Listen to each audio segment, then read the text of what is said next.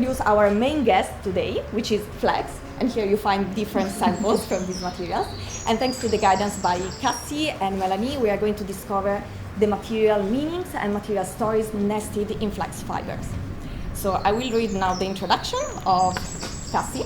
Cassie Quinn is the founder of CQ Studio, which focuses on the research and development of regenerative local textiles, utilizing waste to create new materials and systems of production for the fashion industry. She uses a range of techniques from embroidery, laser cutting, biology, and natural pigment.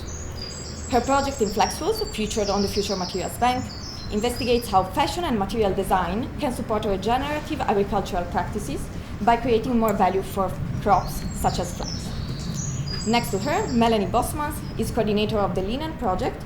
The initiative aims to reactivate the economic viability of small-scale local flax cultivation and linen production in the Netherlands, promoting the inherent connections within and between cultural heritage, education, agriculture, design, crafts, and the economy throughout a common approach. So I will now, before leaving the word to Cassie and Melanie, I just want to say that this is a conversation, it's a dialogue also with all of you, and you are very welcome to just intervene with questions, remarks, perplexities, doubts, and anything else. Thank you very much. Thank you. Cassie, Melanie. Hi everyone. I thought I'd start off by introducing my project and how I actually came about developing it. So my name's Cassie and I'm from Ireland originally, and it was during my final year for my Masters in Biodesign at St Martin's that I was thinking about what I wanted to focus my project on. And being Irish, and there was a massive textile industry within Ireland, and that was in flax cultivation, weaving, spinning, and it has since completely died out. So I think there is one manufacturer of linen that still exists in Ireland, and so I wanted to reinvestigate that and to find out ways that how can we bring more value to flax within the UK economy, and really looking at what existed in Ireland at the moment. And so through this research I found a farm called Malin Linen, and they were growing flax, but they were actually growing flax in a regenerative agricultural practice. And so this was through a crop rotation of oats and potatoes and flax. And so my concept and my idea was to use only the materials from that rotation and additives that were a benefit to the farm, and to explore the potential of the textiles that I could produce. And so I was able to develop a range of different textiles using different processes and different techniques. And that was the project that I submitted for my thesis. I'm still continuing that work now, and I'm trying to look at ways that we can implement this in different types of crop rotations, as well as potentially creating different types of textiles. So that was the way that I sort of started to introduce the value of flax. It's a very unique material, it's got a lot of properties that naturally are of benefit, but I wanted to sort of push it further than what we traditionally know it as, which is as linen. And while there is benefits as it being woven as linen, I wanted to see, can we make further materials and textiles from that. Yeah, thank you, Cassie, and also thank you for inviting us to speak with you today. I'm Melanie, and I'm as Julia mentioned, the coordinator for the Linen Project. The Linen Project was initiated by Pascal Gatsen. She's the head of the Master Practice Held in Common in Arnhem, and Willemijn Ipel, who is connected with Crafts Council in the Netherlands. And they had a shared intention or desire actually to revitalize this original textile industry in the Netherlands as well.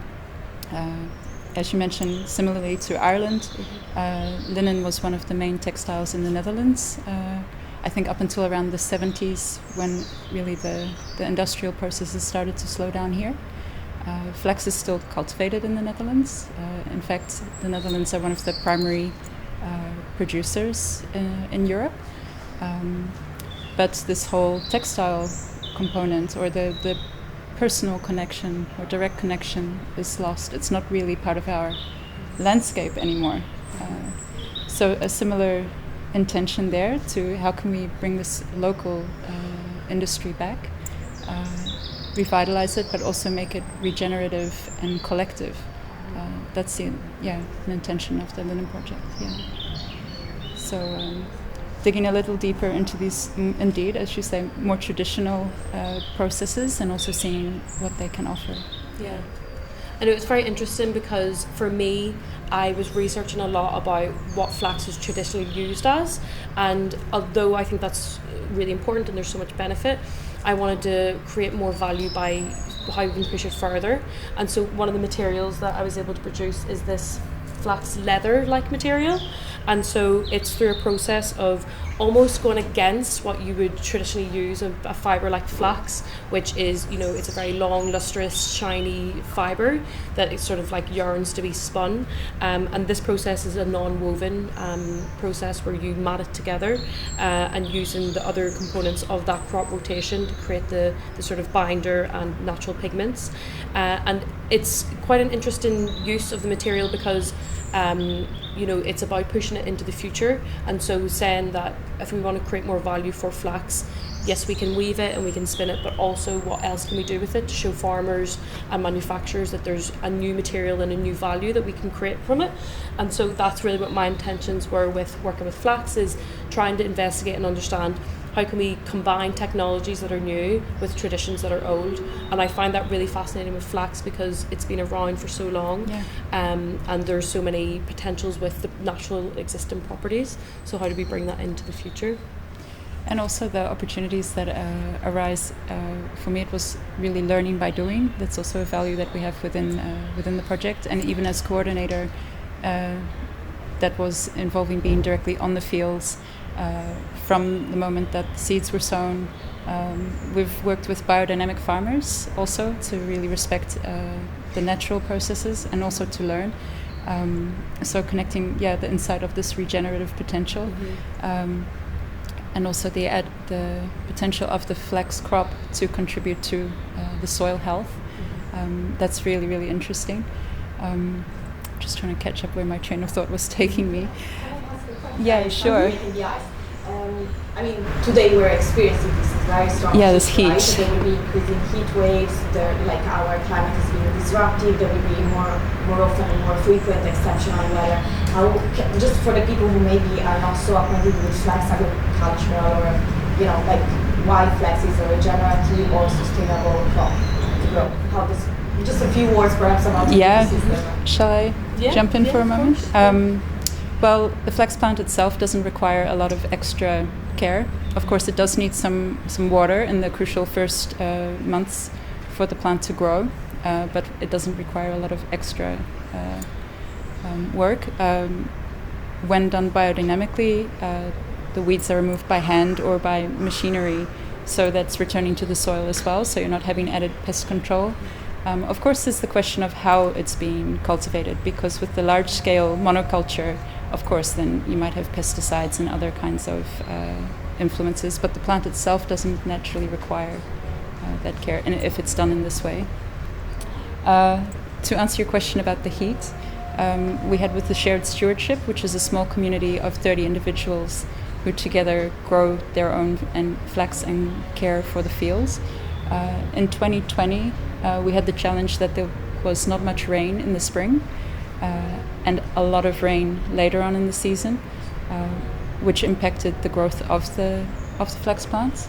So we had a comparatively shorter plant length, but the fibre was developed in a good way in the end. The fibre was weakened because of the lack of rain in the early stages. I mixed 2 years. And then in 2021, we had sufficient rain in the early stages of growth, and then a large part of a dry season. But then with the harvest, we were basically rained out. So these varying climate changes are also very impactful on the different labor, but also biological processes. This is a slightly better length because you want the long fibres are actually the interesting fibres if we're talking in terms of traditional textile. But it's also got to do with the retting process, how to get to the fibres. I'm not sure if it's interesting to maybe share a little bit about that for the people who are here. Shall I continue?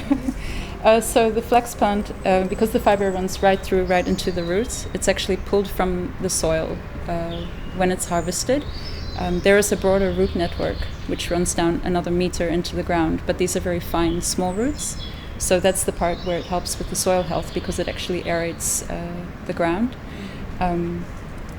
But once it's pulled, there are different ways of retting. I'll talk briefly about the dew retting because I think, Cassie, you were speaking about water retting, which was another interesting approach.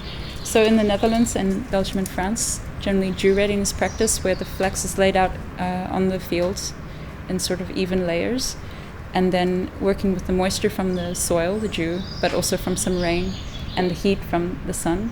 The pectins, which are already in the plants, are broken down by bacteria which are also present.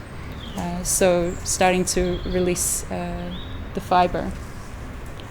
I'd like to invite you to maybe come and have a look later on, but I'll show you briefly. If you break, when it's sufficiently retted, and you break off the woody best, well, you can see the long fibers already start to reveal. So that's where we get the fiber from. Sorry, go ahead. Is it only manual process? No. This is also industrialized, and when doing it by hand, there are different tools which are used to do the what's the scutching, the breaking, scutching, and hackling. Yeah. And it's quite interesting because I know that in Belgium, in France and the Netherlands, it's usually the field retting is the process. Yeah. But in the UK, and this is the reason why the industry died, is because it's not the right climate to actually have it in the field because it's so wet. So we would usually water ret. And traditionally that would be literally placing the plants in the streams and the waterways. But what happened is that really polluted the water. And so all the aquatic life was dying. And so the Irish government banned that in like the 70s. And so since then it's really died off. And it's quite interesting because when you place in drums of water, for example, that water is technically a fertilizer and you can reuse it. But obviously when you start to industrialize that, when you scale that up, it's just too large of quantities. And so it's quite interesting to see the different processes for the different climates that you need. And this is actually where my research is now headed. So next year I'm doing a PhD and I'm looking at ways that we can actually view that water that's a wastewater, it's a waste stream from the retting process, but turn it into something that's of value. So potentially making more textiles or growing other biological components on that wastewater, so that we can actually start to look at these waste streams the way nature does, which is there's no such thing as waste. Everything is a resource for a new process, everything's a resource for a new product or to benefit some sort of outcome. So it's just interesting that the different types of retting processes that you can have. There is other processes, you can use chemicals, which is obviously not great, and you can also use enzymes, which is bacteria, but again that's very highly specific and you need a lot of equipment that's specialized, which makes it quite expensive. So when we're talking about processes such as flax, the traditional methods are actually the best. It's about how we can start to use bits of technology and innovation to improve on those processes. Yeah, because with the dew retting, you're very dependent on nature and working with nature, and it's a very haptic knowledge, which you can't. We've discovered that as well. You can't learn that in a year. Mm-hmm. It takes years and years of looking and learning to read the weather, learning to read the plants. As you saw with this example, as it's retting, the plant's color also returns more to the color of the soil. Mm-hmm. So learning to identify how this might communicate something. And even for the most seasoned flax farmer, the retting process is still the most precarious or critical process because it can go a day too long or a day too short and have all the impact on the quality of the fiber that results. Mm-hmm. With the stewardship. Oh yeah. I'm wondering, just to have an idea of this cycle, like you say it doesn't need so much, so you put it in the ground, so this is a moment of interaction, yeah. And then what are the other moments of interaction and how much time is it? Sure. Well, in terms of a biodynamic approach, if we take that as a starting point, after the plants are sown, then there's a period of weeding which is required, and doing that by hand. We did it by hand with the stewardship because that was also part of the intention. I know that some farmers, a farmer we worked with is using technology or machinery to have biodynamic alternatives. So how to, because in Dutch it's literally called a kriepelegg. So it's like a tickling harrow to it basically rakes the weeds out of the soil, and he has adjusted his machinery to have the least impact on the ground as well. So looking at the air pressure and the tire pressure. So he's really working with technology to work with nature. But from that moment of weeding, which is until the plants are about this high, because that's when the fiber really starts to really develop, that's an interaction. And from there, it's observing the fields, seeing the growth. We just had the flax bloom, which is a really joyful moment as well. There's also a lot of joy in the process, I have to say. It's not just a challenge.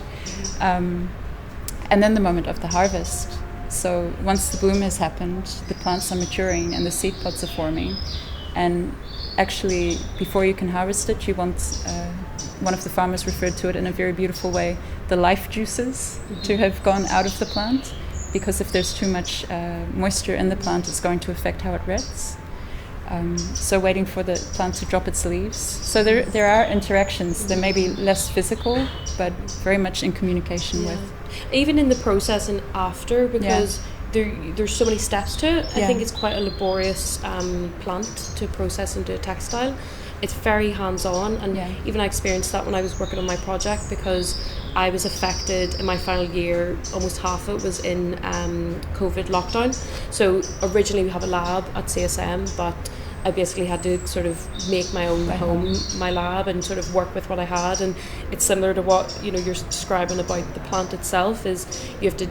It's not determined. You're not determining the plant. It determines you and how you work with it.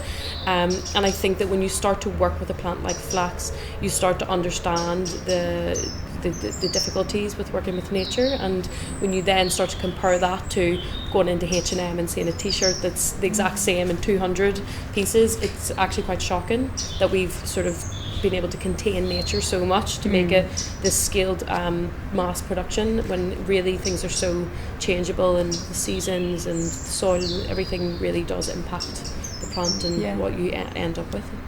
I think. How is it for you? What is your background? Is it the first time you follow this complete cycle, or is it, and how does it impact? Do you want to answer? Or yes, sorry, can you repeat that? No, how is it for you to be following and be responsible for this complete cycle? And is that something you experienced for the first time, or is it part already of your practice? And how does it influence future practice? So for me, the Flax project was the first time I was working with flax. So that was last year. That was my final project. And it was really interesting because there was, for me, it was really a deep dive into my heritage, growing up in Ireland. And I never learned that flax was a massive industry, but it was really interesting that I was at the Northern Ireland Science Fair in February, and everyone who was like over 60 was so excited that I was working with flax, because they remembered from their childhood how important that industry was, and now it no longer exists. But it was the plant itself. That was the first time I worked with it, and it was at times really challenging. A lot of the machinery I was working with that I built myself, that was made from metal, would break because the fibre is so strong. It would snap these very pieces of metal, these very strong pieces of machinery. And even I found, when I was then trying to speak with some small batch manufacturers in the UK, they were afraid to even work with flax because they knew it was going to break their machinery, and their insurance wouldn't cover that. So it was quite interesting to hear the sort of, every people are aware of these difficulties working with the material. But it's quite new in my journey working with flax. But it's so exciting, and I think there's so much potential with what you can do with it. That's really interesting to hear, that there's like a lack of knowledge of how to actually handle a fiber that has so much potential now, whereas the knowledge up until we were talking about it before, up until fairly recently, was just part of the landscape for Ireland and the Netherlands respectively. My background, I trained as a fashion designer most recently, and I was just really interested to know more about the materials I was working with, because I felt if I was going to have a sort of fair or balanced practice, I couldn't do that if I didn't know where my material was coming from. And I was lucky enough to be able to participate in the very first harvest of the linen project, which was at the Open Air Museum in Arnhem in 2018. It was sort of a trial field that Wilhelmine and Pascal had organized. And I just felt immediately being out there working on the fields brought just such a different energy, and also a very large curiosity about what is this connection with material. So after that, I immediately went to them and said, if there's anything I can do for the project, please let me know. And the next year, when they were starting out with the next 2 fields, because they decided let's upscale this small scale, because it was really 200 square meters. So we wanted to go bigger. They needed a coordinator, so I said, I'm in for this journey, and it really meant indeed working straight on the field. And for me, that was the first time, and it was really an eye-opener as well to see what these processes were. I grew up in New Zealand and in quite a rural area as well, so being close to agriculture was sort of natural, but I hadn't realized that connection, that was also connected to a fashion practice, or somewhere you do know, but you don't really realize how deep it can go. So yeah, this was all very new, and we spoke with a lot of more seasoned farmers as well, or a number, for their advice and their insight, because there is a lot of knowledge which is still just around, but because of the economic challenges, that's also starting to filter out. So what the Linen Project is also trying to do is to really share this knowledge and activate this knowledge amongst a bigger community, and with different activities, trying to make that more accessible for participation as well, in different ways. So we have the shared stewardship, which are these 30 individuals working together to do everything by hand of the entire process with different results. But we also are looking at more what a new industrial process might also mean, bearing in mind that it's not possible for everyone to tend a field. So how can we create a more connected and generative network in that kind of sense, in a value chain? So working with the farmers, working with the weaver, how to create a spinning situation. We had our first harvest spun in Poland. That was the closest facility that we could find, because they're not in the Netherlands anymore. But for a lot of bust fibers, this is really a bottleneck. So the necessity for spinning facilities is also, to make a local industry, is also really necessary. And that's something we're working on. I think people really misinterpret that, because bast fibers or flax fibers are so long, that make it easier to spin, but it makes it more difficult. So it's a very skilled craft to be able to spin.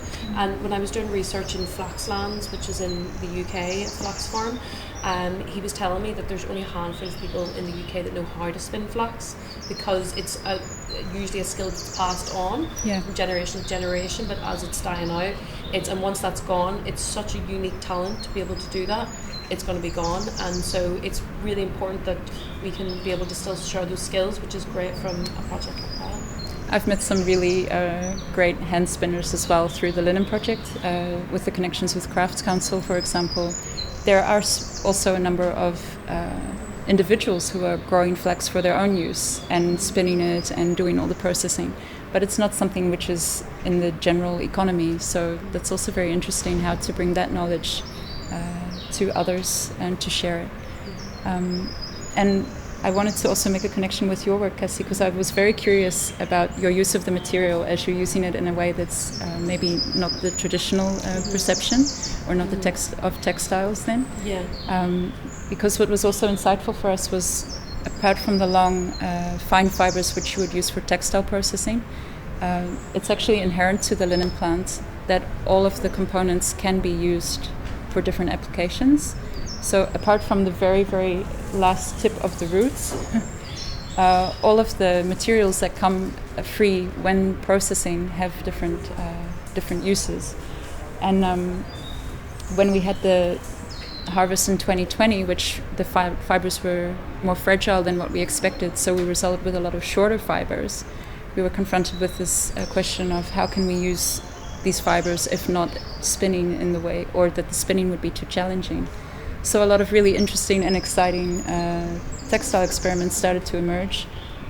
You had a sample with some sort of fur type processes, and we had some makers who really came up with these really nice alternatives which had just as much potential as maybe the linen which we are accustomed to expecting from this fiber. I think that for me, that's what my project was. The intentions were is to make it exciting for sort of the next generation. I think traditionally when you think of linen, and I actually heard this from some luxury designers that said that it's got such a specific quality that it's not as exciting and enticing to work with, because it does have, you know, it crinkles and it has a certain type of drape. It's not as exciting as a material that you can really come up with something new with. So for me, it was important that I was able to demonstrate that it can be more than just a linen woven, which is important, but what more can it be? And not just more than the material itself, but the seasons that it exists in. So the leather and the fur, the purpose of that was to show in, especially in the UK climate, which is usually cold and raining, we can have materials that are fit for that purpose. And to start to push the thinking as well around what the potential is, because when we use traditional materials but use new methods of production, we can create something really exciting. So that's how I came up with the fur material, and then also this is the sort of the process of what I mapped out for the whole project. And so this is the crop rotation at Malin Linen. This is the processing of the flax to actually get that fibre out, and what waste materials come from that. So there's waste at every stage, but it's not actually waste, it's another resource. And then this was the map of the different materials that I could make, or the different textiles that I could make, with a few different additives that are all of benefit for the farm. So a fertilizer, plants that are grown naturally within the area, and everything that you see here is what is then used to make the materials. So as well as the plants that I dyed the fur with, the wastewater from that was then used to make these sequins, which are biodegradable and can act like a fertilizer.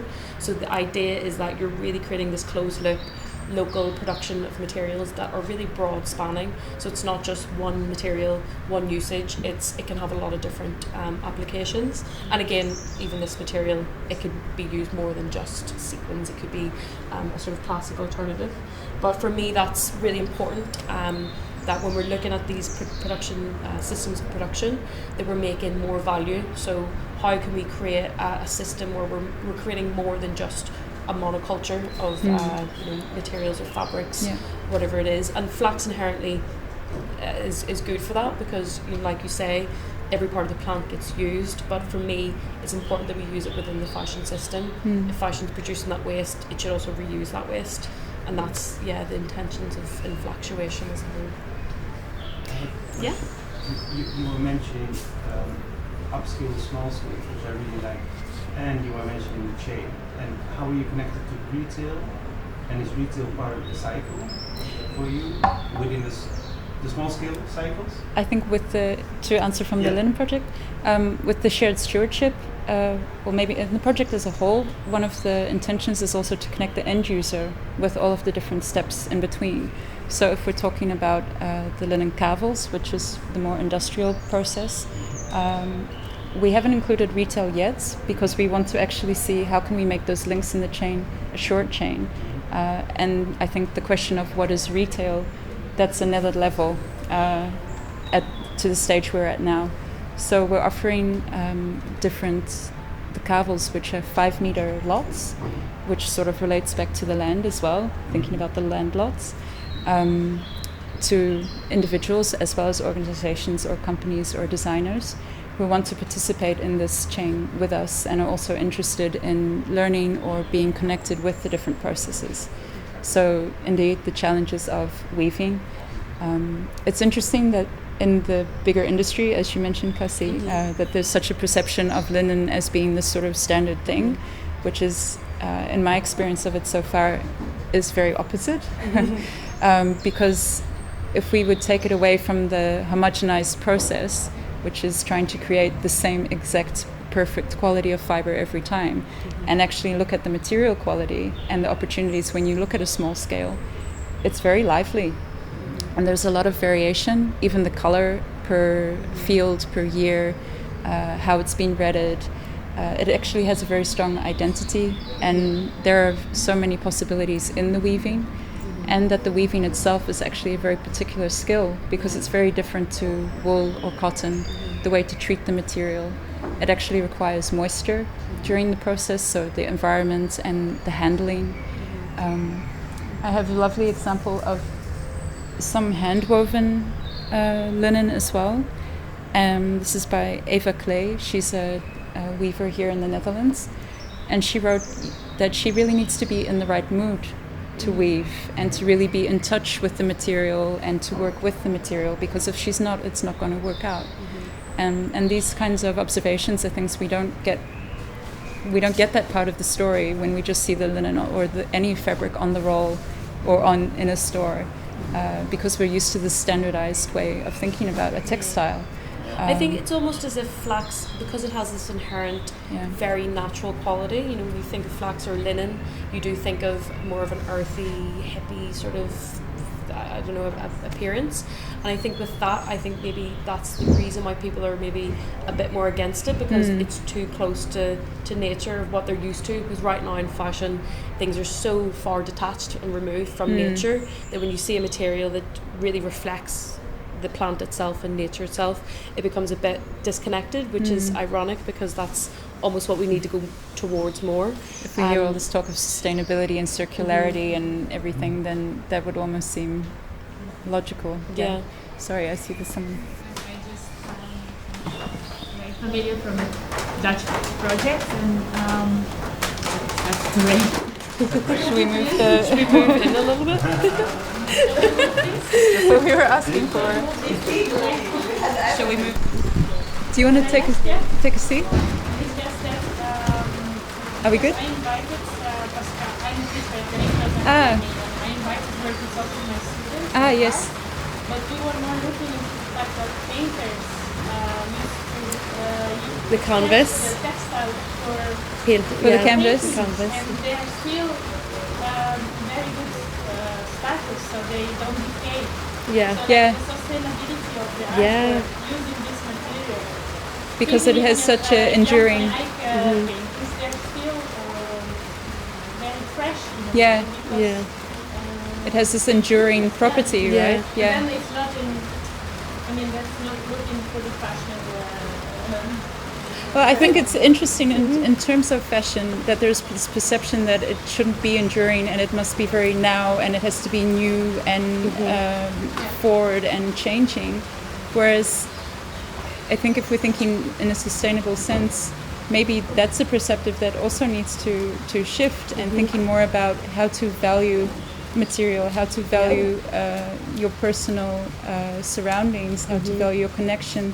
I think that's been for me very important in this whole process, is being connected again with the materials. Yeah. I'm going to quickly grab something Yeah, which is over here. But that's quite interesting, because I think that, you know, one question that I often get asked is with my materials, can this replace, you know, will this create solutions? Yeah. And I think that regardless of what material is created, unless we change our perceptions and our consumption, that it's never going to be a solution. So if we just replace a natural material with a synthetic one, it's the rate of which we consume and we use our materials that's the damaging aspect. Yeah. Because we did create plastic bags to stop deforestation from paper bags. Yeah. So, you know, it's not really creating that solution. So having It's this how we value use with our something. material is so important, and I think that's what really will create or bring a solution. Yeah.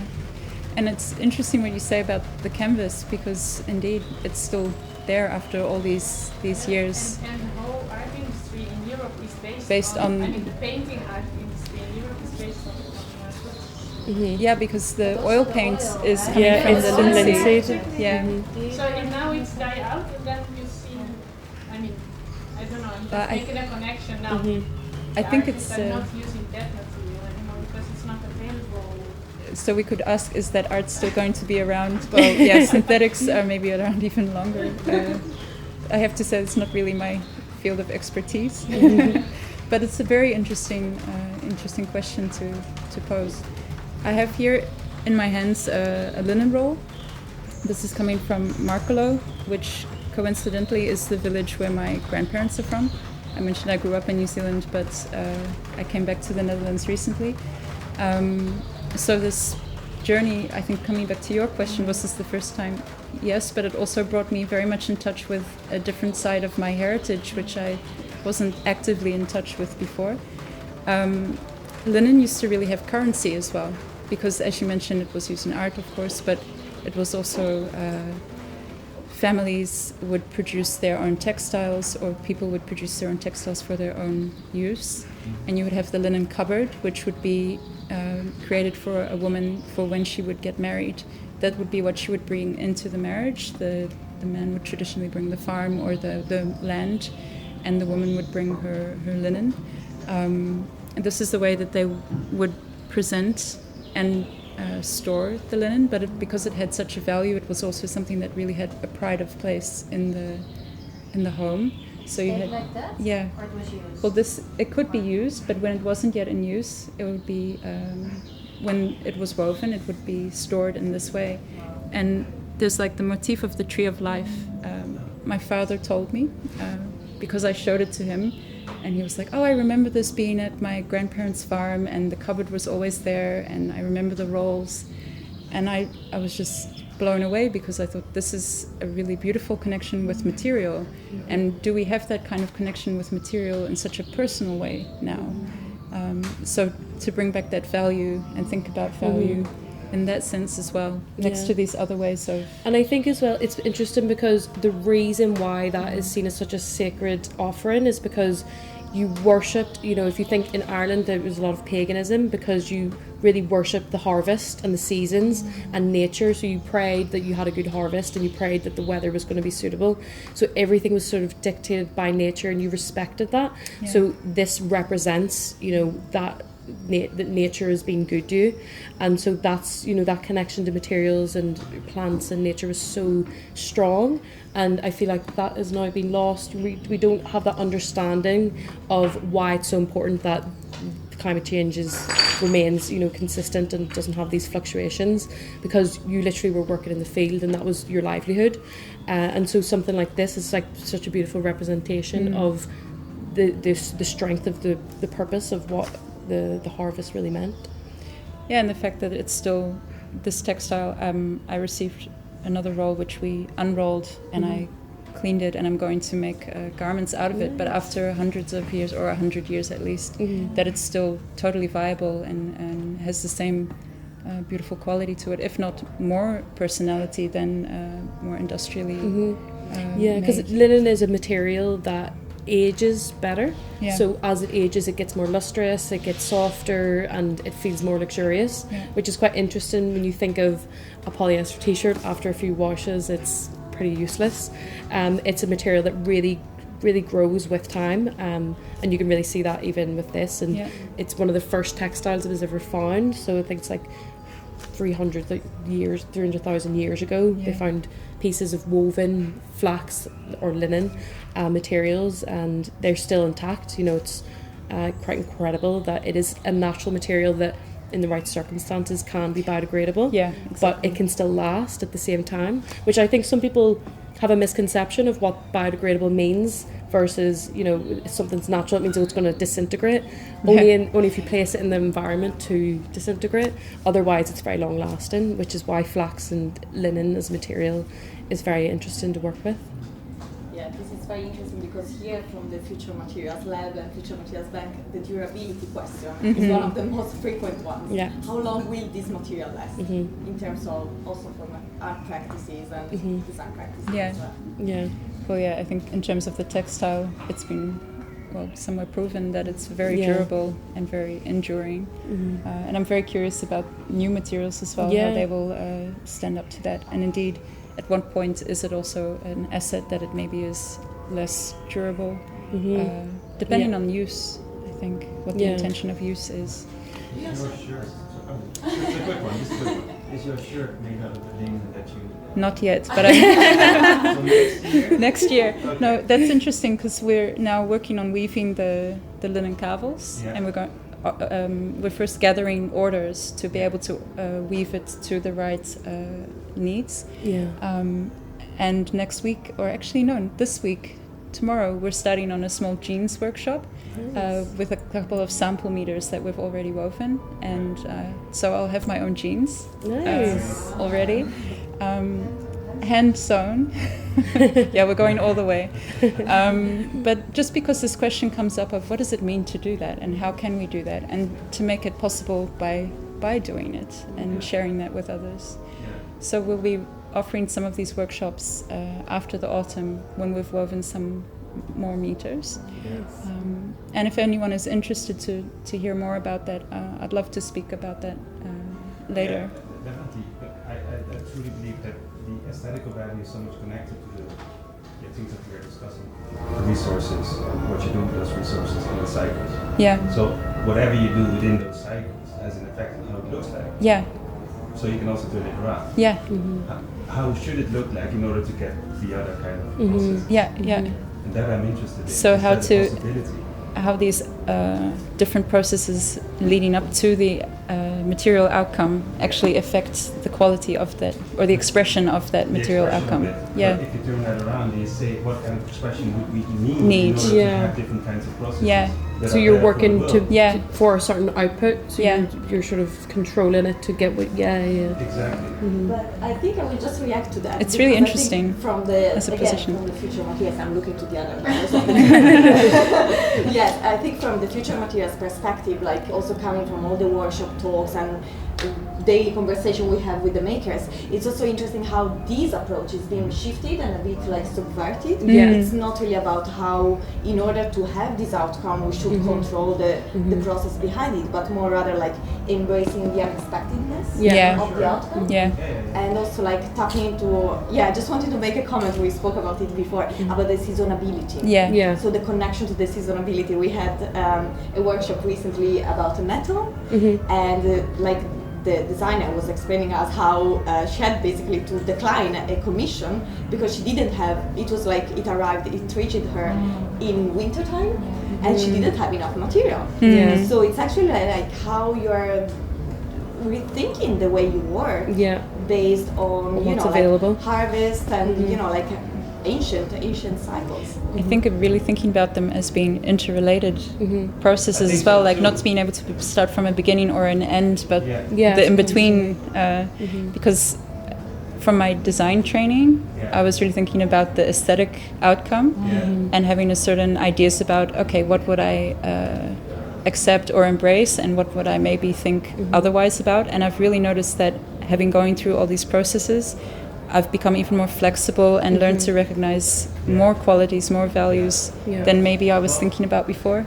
I'm actually saying it having sort of the uniform Mao kind of clothing in mind, right? China during the period of Mao. And obviously that has an awful sort of background to it. But I do believe that one of the answers could be for us to adapt ourselves in relation to the aesthetics of things, right? Because that will give us a lot. You know? Yeah, maybe if the aesthetics of things are also what nature is presenting itself as, right? Yeah. In that sort of sense, yes. Yeah, and I'm also saying that because of the industrial, I mean, there's the industrial question Yeah. that is linked to that. And I completely agree with you that the uncertainty is part of it. It's a time question, it's uncertainty or certainty. So how could you accommodate uncertainty within the industrial, which is difficult? Yeah. So how do you create then the small cycles? And how does that, not become industrial, but accommodate it Yeah. to a great amount of people, right? Because that's the question, no? I think that's what we're trying to explore with the linen kabels, and also by going into these different processes. So starting with the farmer, but also understanding the spinner and understanding the weaver, what does the designer ask, and the end user, and having these being in dialogue with each other or carrying these cycles together, having more insight into the processes. Yeah, maybe thinking about industry or other kinds of production in a different way, if I hear your question as well. So can it be possible, and how might that look? Yeah. Yeah, because it also connects to retail.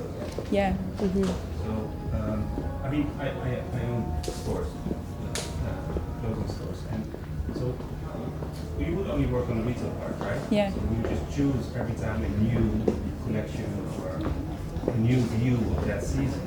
In fact, it had nothing to do with seasonality. Yeah. Every season we Yeah, choose different aesthetics or a different view of the world, let's say, representative of aesthetics. But I'm thinking somehow that creates this world that we are in. Right? So if we would turn it around, Yeah, what is the world we want to? brainstorming. No. So I'm very that's it. very We are curious. working with a lot of people, I mean, that are working Yeah. and we will, and you see more ecological projects on a larger scale than that's mostly in Europe. Yeah. But I was just wondering, because we need one step further. So, yeah. I think it's about relationships at the end of the day, and or at least I think your relationship directly with the material as a maker.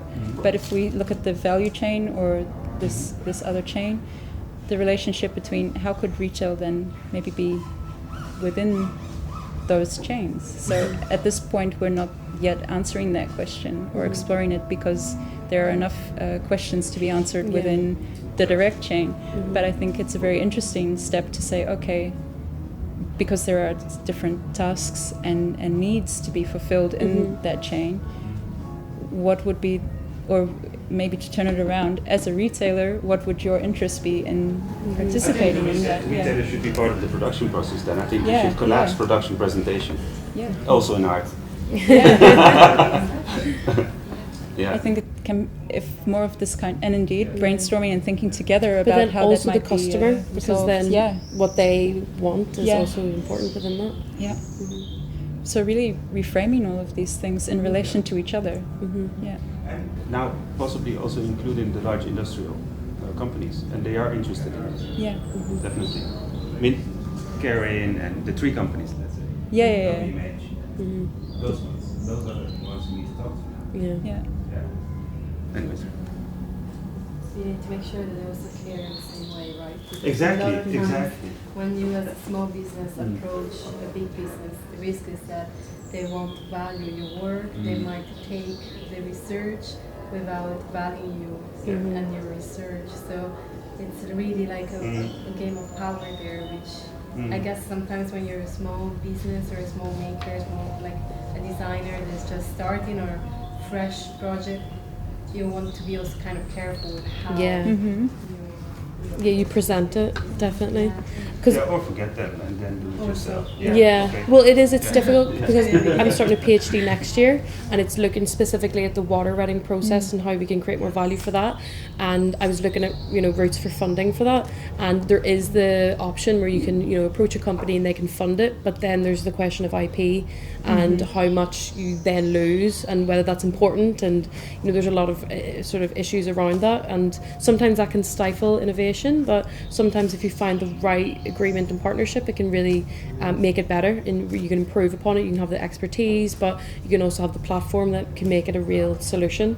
So it's a really delicate balance, and it's about having those conversations to see where you can meet in the middle. And I think that's the possibly the most important thing in all of these conversations is having the right communication and having the language to understand each other, because you could say one thing and that could mean something else to someone who you're speaking to. So it's about being on the same page and making sure that conversations around ecology, around sustainability, around industrializing processes, that they mean the same things to each other.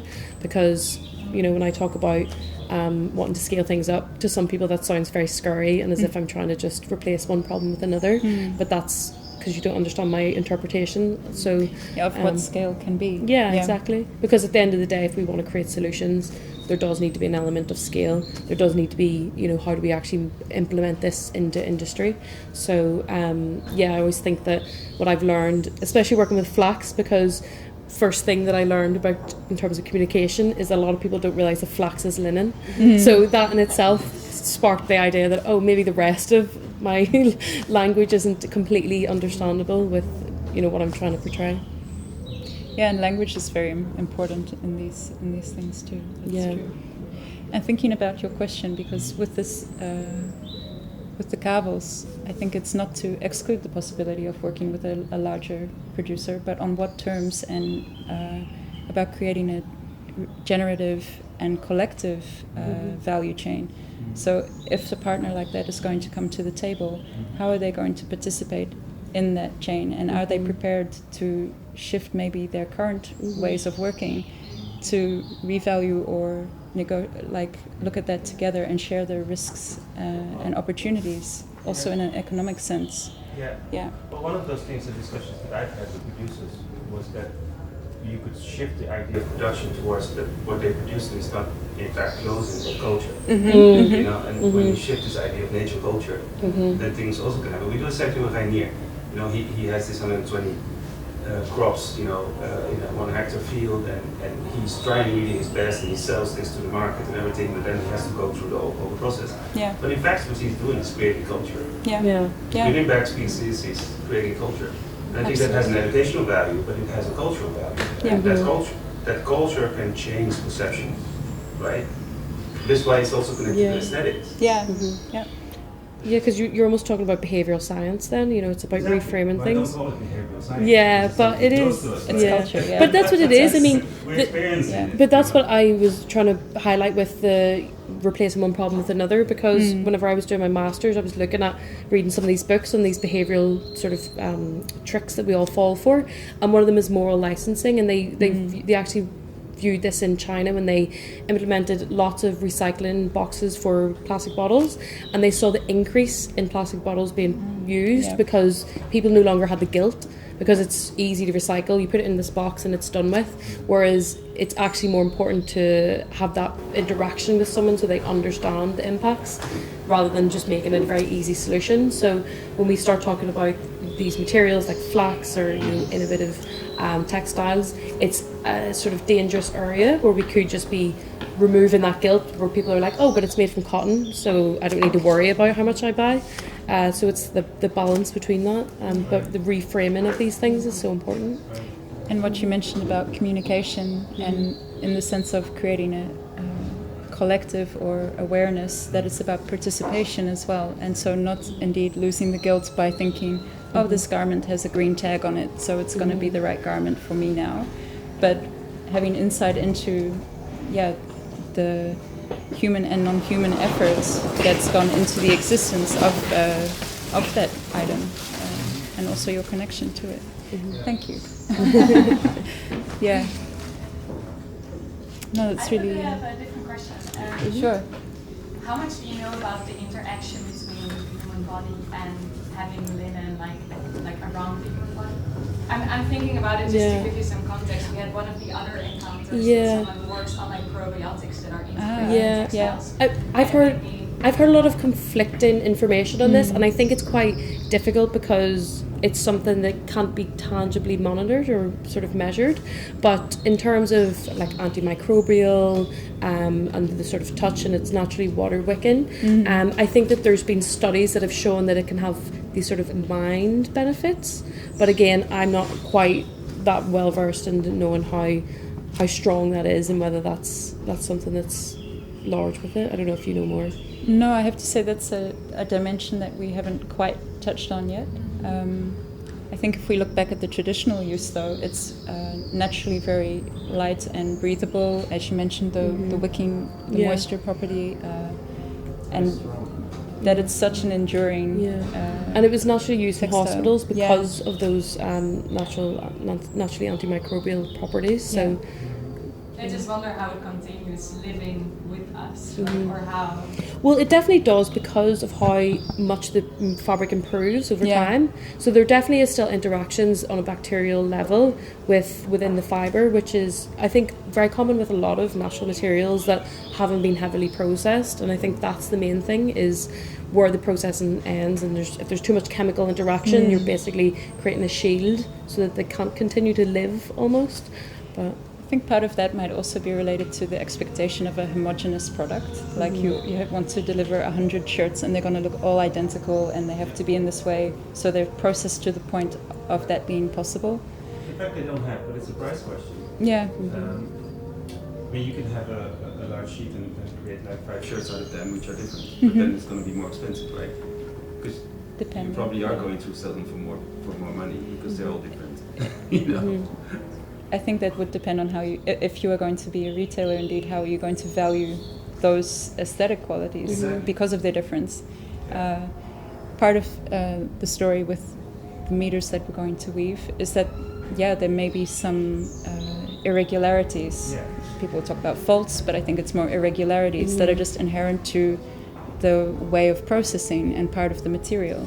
And so changing the language, indeed, around that as well, and being aware of the processes before it. And that's an interesting question. Are you going to offer them at different prices because there's variation, or do you just say, no, this is the price that is in balance with the process, and that's the price that will be sold. But that's, I think, then we get into a whole other very interesting discussion. Yeah. Next to aesthetics, one could have, if you go for carbon taxing, then you'll see that the price of linen will go down in relation to, I don't know what the output is of linen, but in relation to polyester, nylon, and all of this, right? So that's also kind of a way of approaching this. Yeah. I don't know, there's many ways. I do believe in the future of flax and linen. I do think also fashion related. Yeah, absolutely. But I think it's interesting what you're saying, because it raises that question of how interconnected everything is. You know, when you talk about the irregularities, but then that's sort of, when you actually think about it, that's tied to wages of people who make our clothes isn't quite right, and you know, all of these. It shows that everything is so connected, so you can't really pinpoint one thing being the issue or one thing having the solution. It's everything needs to shift together, and everything kind of needs to be readjusted. And indeed, the price point for the textile which is now being offered it's maybe not a how do we say, conventional price point it's the real price, and based on the information that we've been able to gather from those processes at the stage we are at now. And I think what would be really interesting is to work towards how can we get that to be a most balanced price, but also based on circumstances, because you're not in an ideal separate world. You're in the world which is now, and the farmer has certain challenges, and the weaver has certain challenges. But how to make room for and acknowledge, that's also about the value chain, acknowledging all these factors to reach a price which is fair and real. But also, and I think that's also important, how to make that accessible for an end user. But that is also about awareness and perception. Yeah.